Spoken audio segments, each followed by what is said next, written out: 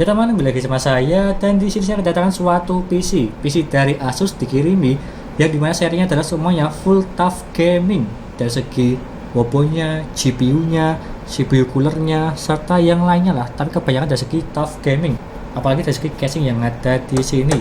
Tapi ya harganya ya gak usah main-main lah. Untuk yang ada di sini harganya di harga 46 jutaan untuk part-part yang ada di sini semuanya baru. Dan apakah ini worth it atau tidak untuk bermain gaming, live streaming, serta diratakan di settingan ultra?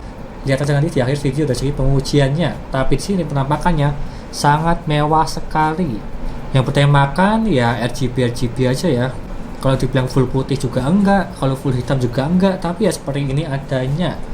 Dan di sini saya dikirimi oleh Asus ya, bukan saya membeli sendiri maupun target dari orang untuk direview apakah ini bagus atau tidak performanya. Ya pasti bagus lah, apalagi yang ada di sini menggunakan RTX 4080. Maka dari itu di harga 40 jutaan. Serta di sini i7 juga di Gen 12. Kurang lebihnya seperti itu. Dan sebelum saya jelaskan apa saja spesifikasi yang ada di sini dan juga mereviewnya, jangan lupa klik subscribe dan pojokan bawah tuh ya. Tinggal diklik seperti itu. Lanjut yang pertama. Di sini saya menggunakan Core i7 12700K ya. Ini Core i7-nya. Ini di harga 5 jutaan. 5,250 kalau nggak salah harganya. Dan dimana ini terbilang cukup tinggi harganya. Kalau yang i7 Gen 13 aku juga lupa sih harganya berapa, tapi kalau yang ini di 5 jutaan supaya tidak bottleneck lah, apalagi menggunakan RTX 4080 yang ada di sini. Yang dimana di sini dan juga saya taskan di bagian dalam sini serta liquid coolernya. Dan selanjutnya saya menggunakan Mobo yang ada di sini. Boxnya di sini ya. Ini boxnya karena emang full dari segi tempatnya, jadi saya kasih belakang aja. Dan dimana ini adalah Tough Gaming B760 Plus Wi-Fi. Ini yang DDR5 ya, bukan yang DDR4. Kalau yang DDR5 harganya tersebut hampir di 4 juta, 3,8an atau nggak salah, atau 4 juta pas. Yang ada di sini tipenya tersebut ATX, udah support Wi-Fi dan juga ini udah support Gen 13 juga, karena dia itu B760 serta udah support PCIe Gen 5. Yang menarik sih, meskipun harganya terbilang agak mahal juga di 4 juta.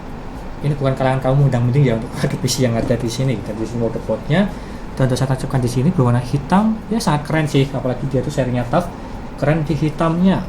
Dan lanjut saya menggunakan RAM yang ada di sini Tim Delta RGB DDR5 kecepatan di 6000 2x8GB yang dimana tersebut di sini berwarna hitam RGB yang ada di sini.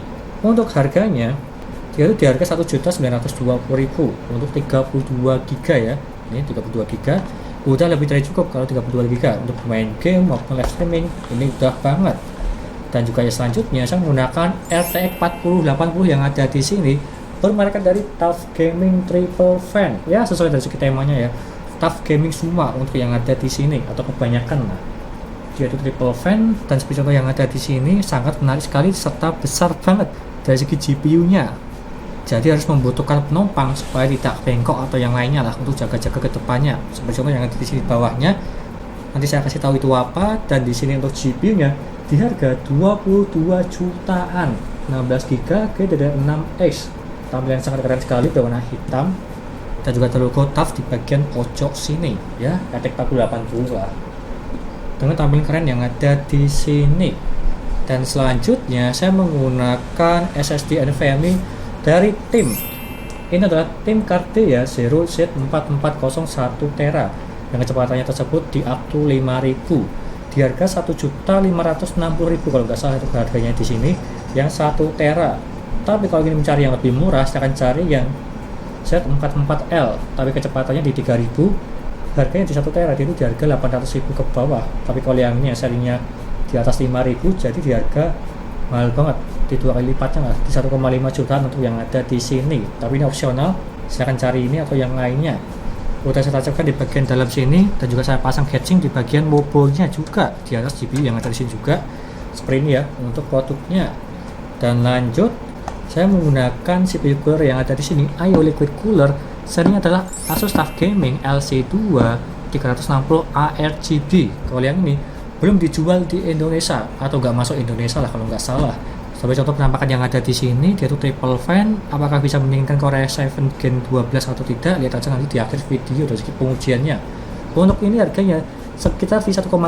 Itu kira-kira dari saya ya.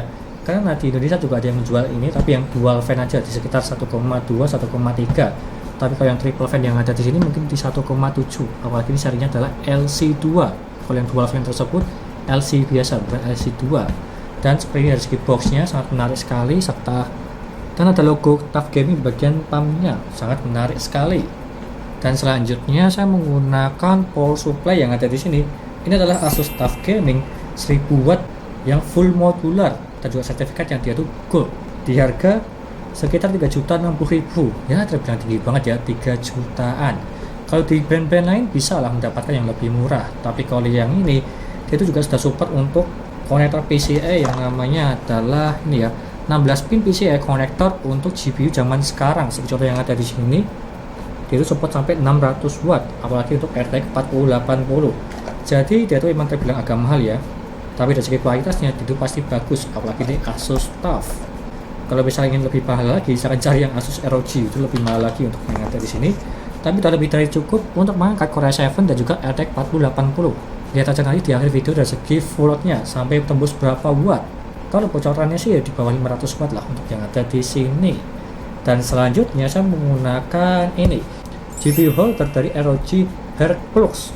Kalau nggak salah seperti itu namanya ya. Di sini di harga 650.000. Dari brand Asus, apalagi serinya ROG, untuk mengangkat beban RTX 4080.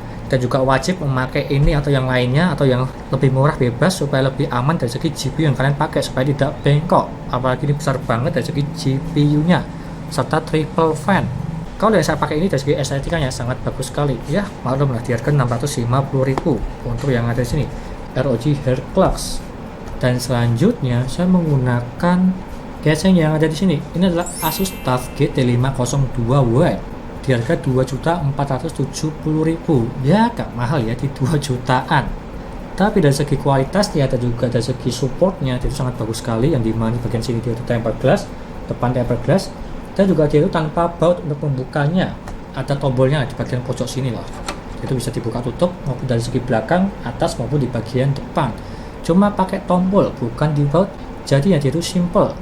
Serta dari segi manajemen kabelnya di bagian belakang, jadi juga bagus lah. Untuk yang di sini ada 2 tipe, berwarna putih maupun yang berwarna hitam. Serta untuk mengangkat ini juga gampang ya, karena dia itu ada strap di bagian atas untuk mengangkat PC yang kalian pakai yang ada di sini. Kalau misalnya ingin dipindah-pindah, jadinya aman. Dia itu ada pegangannya, nggak usah ribet-ribet memegang yang mana ya. Takutnya kalau memegang kaca dia itu pecah. Tapi kalau yang ini aman, ada strap untuk mengangkatnya. Kurang lebih seperti itu di harga 2,4 jutaan. Dan selanjutnya saya menggunakan fan RGB, ada 3 fan RGB biasa di bagian belakang 1, atas 2. Totalnya 100.000 lah untuk 3 fan yang ada di sini. Itu komponen yang paling murah yang ada di sini ya. 3 fan 100.000. Tapi nggak masalah, untuk sirkulasi udara supaya lebih bagus untuk yang ada di sini. Itu komponen yang paling murah. Dan juga tambahan dari segi monitornya, saya tuh menggunakan TUF Gaming VG24 9GM1A. Seperti contoh yang ada di sini. Keunggulannya dia menggunakan panel IPS dan juga 270 Hz. Dan apalagi menggunakan 1 millisecond. Serta ada fiturnya Extreme Low Motion Blur, supaya lebih smooth untuk bermain game, dan juga memiliki 99% sRGB di monitor ini. Serta fitur lainnya pastinya dia support AMD FreeSync dan juga Nvidia G-Syn. Kurang lebihnya seperti itu spek yang ada di sini monitornya. Dan kurang lebihnya seperti itu dari segi part-part yang ada di sini sudah saya sebutkan satu persatu. Dan apakah worth it di harga 46 juta mendapatkan PC yang ada di sini menggunakan Core i7 12700K dan juga RTX 4080 bertemakan TUF Gaming semua. Seperti contoh yang ada di sini dari segi rata-ratanya. Itu aja dari saya, nggak usah berlama-lama. Lanjut ke reviewnya. Yo.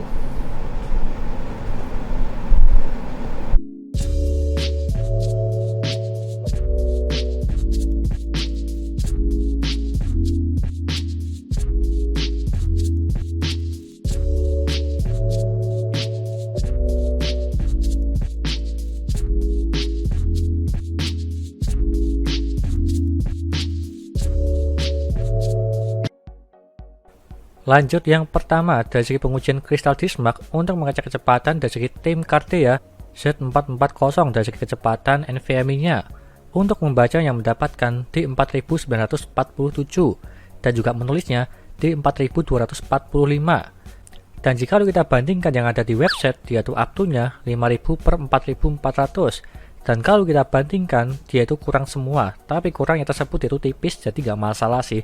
Karena yang ada di websitenya, dia itu up to. Tapi kalau yang ini dia itu hampir-hampir sama, terbilang bagus. Lanjut ke HW monitor. Menggunakan Asus TUF Gaming LC2 360 RGB untuk mendinginkan Core i7 Gen 12 12700K untuk minimal yang mendapatkan di 38 derajat. Dalam posisi tidak ngapa-ngapain di desktop diem aja, dia mentok paling bawah di 38 derajat ini bagus. Dan juga maksimalnya ada dua pengujian. Yang pertama dari segi gaming, dia tuh maksimal mendapatkan di 83 derajat. Ini pun juga masih aman ya, di 80 lebih sedikit kalau bermain game beberapa jam. Dan kalau saya tes di Geekbench R23, dia tuh maksimalnya di 100 derajat.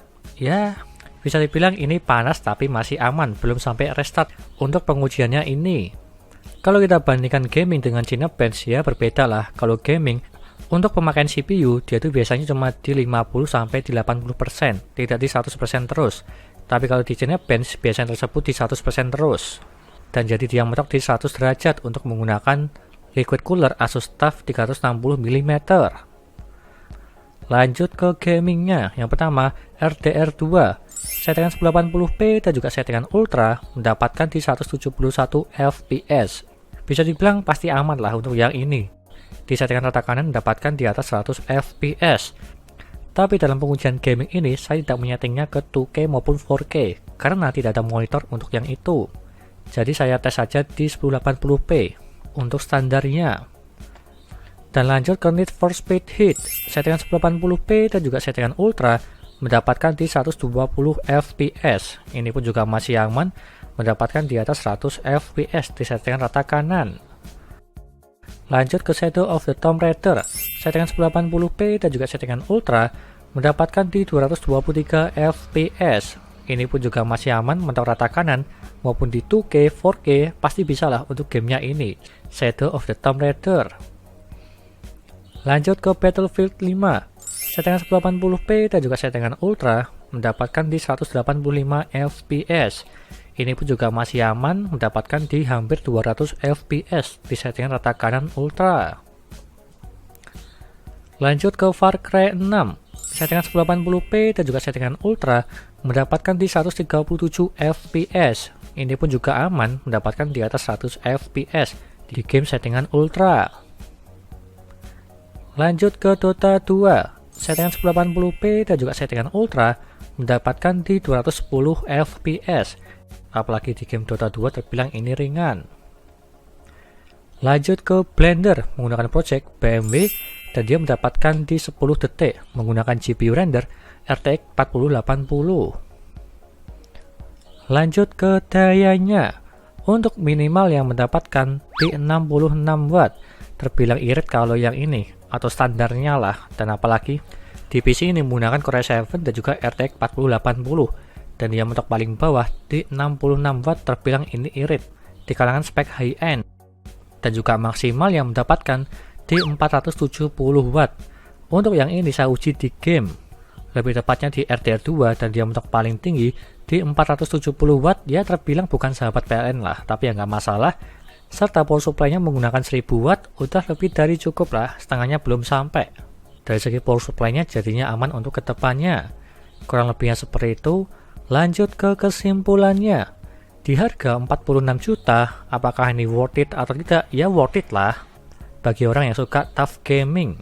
Sebagai contoh yang ada di sini semua part-partnya, dia itu semua kebanyakan dari segi TUF maupun monitornya.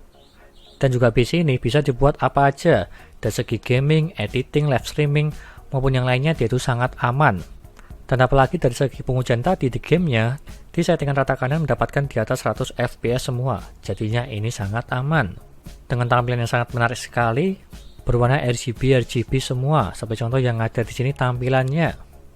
Kurang lebihnya seperti itu, dan semua listnya ada di sini, dan juga semua linknya ada di deskripsi. Jika kalian berminat untuk part-partnya yang ada di sini semua.